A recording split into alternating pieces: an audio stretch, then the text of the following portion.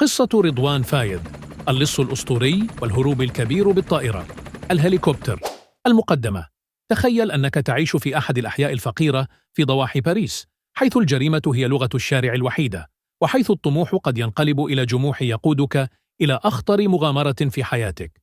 بين أزقة الظلام وضجيج الحياة اليومية، ولد رجل جعل من الجريمة فناً ومن الهروب معركة لا تنسى.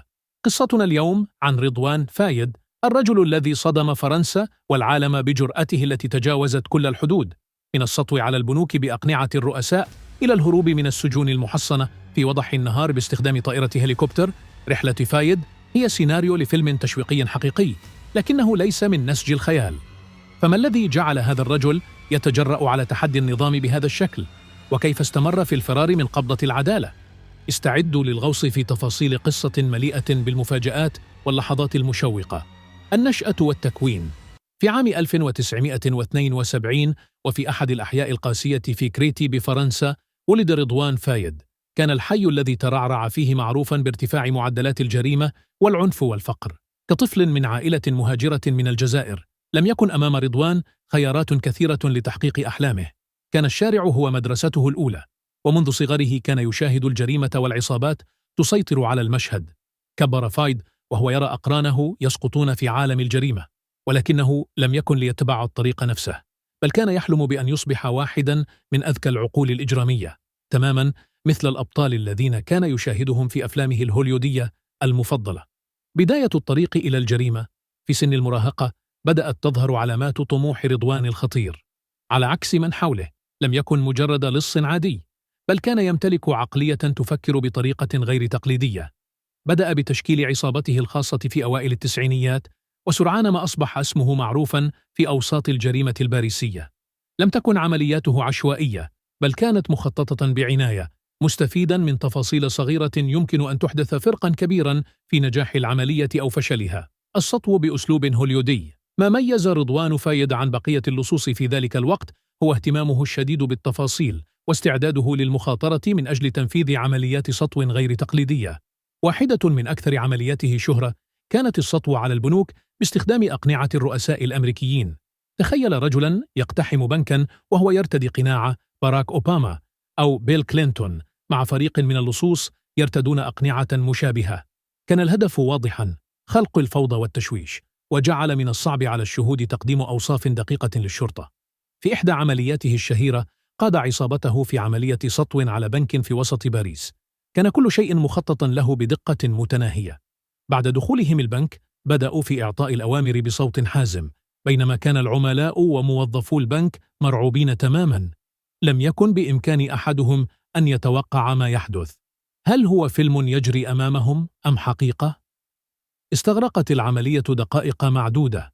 تمكن خلالها فايد وفريقه من جمع الأموال والفرار قبل أن تصل الشرطة إلى المكان. الهروب الأول. انفجار في السجن في عام 2013.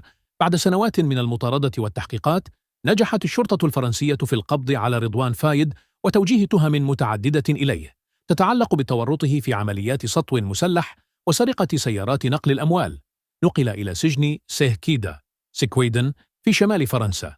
لكن هل يمكن لسجن عادي أن يبقي عقلية مثل عقلية فايد محبوسة؟ بالطبع لا. بعد بضعة أشهر فقط من دخوله السجن، كان فايد قد وضع خطة للهروب. تمكن من تهريب مواد ناسفة إلى داخل السجن عبر عملاء خارج السجن. وفي يوم الهروب، فجر بوابة السجن الرئيسية وتمكن من الهروب تحت وابل من الدخان والضجيج، وخلال 30 دقيقة فقط كان خارج أسوار السجن. فر إلى بلجيكا، وأصبح واحداً من أكثر المطلوبين في فرنسا. تسلل إلى قلب باريس ومطاردة لا نهاية لها. بعد الهروب، أصبح رضوان فايد مثل الشبح، يتحرك بخفة من مكان إلى آخر، ويغير من مظهره باستمرار لتجنب القبض عليه. الشرطة الفرنسية كانت في حالة تأهب قصوى، وأطلقت عملية مطاردة واسعة النطاق للقبض عليه. خلال تلك الفترة، تردد أن فايد كان يعيش تحت أسماء مستعارة، ويتحرك بين بلجيكا وفرنسا وأماكن أخرى، مستعيناً بشبكة واسعة من العلاقات التي بناها على مدار سنوات في عالم الجريمة. لكن في يونيو 2013، وبعد 6 أسابيع من الهروب، تم القبض عليه في فندق صغير في مدينة بوازي شمال فرنسا. تم ترحيله على الفور إلى السجن مجدداً، ولكن هل كانت هذه نهاية قصته؟ بالطبع لا. الهروب الكبير بالطائرة الهليكوبتر. اللحظة التي جعلت من رضوان فايد أسطورة حقيقية كانت في الأول من يوليو عام 2018. في ذلك اليوم تحولت سماء سجن ريو إلى مشهد سينمائي غير عادي. قام فريق من شركائه مدججين بالسلاح باختطاف طائرة هليكوبتر وأجبروا الطيارة على التحليق نحو السجن. هبطت الطائرة في باحة السجن، وعلى الفور اقتحم شركاء فايد منطقة الزيارة حيث كان موجوداً. كان الأمر مثل مشهد من فيلم الهروب الكبير. بدون إطلاق رصاصة واحدة تمكنوا من تحريره وانطلقوا بالطائرة إلى السماء. العملية بأكملها لم تستغرق أكثر من 10 دقائق، لكنها صدمت فرنسا بأكملها. مطاردة جديدة ودراما مستمرة. بعد الهروب الهليكوبتري بدأت الشرطة الفرنسية أكبر عملية مطاردة شهدتها البلاد منذ سنوات. استخدمت كل وسائل المراقبة الممكنة، بما في ذلك الطائرات بدون طيار والمروحيات والكلاب البوليسية وفرق مكافحة الإرهاب. لكن رضوان فايد كان أذكى من أن يقبض عليه بسهولة. ظل متخفيا لشهور، وتردد أنه كان يتنقل بين الأماكن الريفية والمخابئ السرية، مستخدما شبكة من المعارف لحمايته وتزويده بالمؤن. القبض عليه مرة أخرى. اللعبة تنتهي مؤقتا في أكتوبر 2018، وبعد 3 أشهر من المطاردة الشرسة نجحت الشرطة في القبض على رضوان فايد في بلدة كريل شمال فرنسا. كان مختبئا مع شقيقه وبعض أفراد عائلته في شقة صغيرة، وتم القبض عليه دون مقاومة كبيرة. الخاتمة: أسطورة الجريمة الحديثة. اليوم يقبع رضوان فايد خلف قضبان سجن شديد الحراسة، لكن قصته لا تزال حية في أذهان الجميع. قصته هي شهادة على كيف يمكن أن تتحول حياة الإنسان من الفقر والطموح إلى العنف والمطاردة المستمرة. وبينما يقضي فايد أيامه في السجن، فإن فصول قصته لم تكتب نهايتها بعد، ويبقى السؤال: هل سيحاول الهروب مرة أخرى؟ ما تعلمناه من قصة رضوان فايد هو أن الجريمة قد تكون مغامرة مثيرة لبعض الناس، ولكنها في النهاية طريق محفوف بالمخاطر والدمار.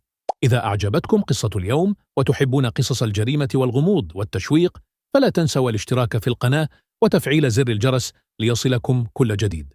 نحن هنا لنسافر معكم عبر أروع الحكايات وأكثرها تشويقاً، لأن قصص الحياة أحياناً تكون أعجب من الخيال.